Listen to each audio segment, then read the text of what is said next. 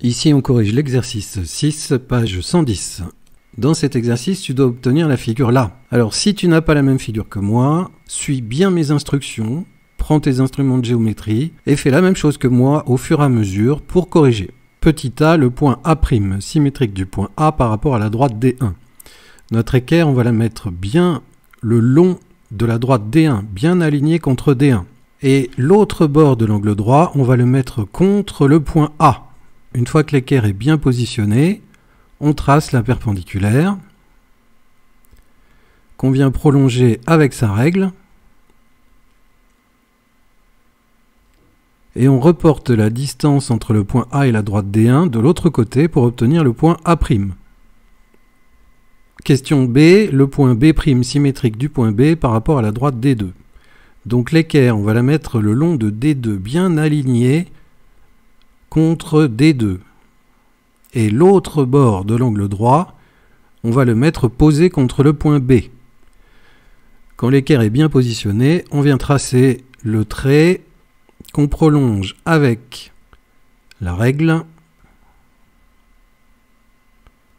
Puis on reporte la distance entre le point B et la droite des deux de l'autre côté pour obtenir le symétrique de B. Le point C', image du point C par la symétrie d'axe D3. Donc l'équerre, on va bien la mettre alignée contre D3. Et l'autre bord de l'angle droit posé contre C. Une fois que l'équerre est bien positionné, on trace. On prolonge avec sa règle. Et on reporte la distance de l'autre côté de la droite pour obtenir le point C'. Question D, le point D', image du point D par la symétrie d'axe D4. Donc l'équerre, on va bien la mettre alignée le long de D4. Et l'autre bord de l'angle droit bien posé contre D. Une fois que l'équerre est bien positionné, on trace. On prolonge.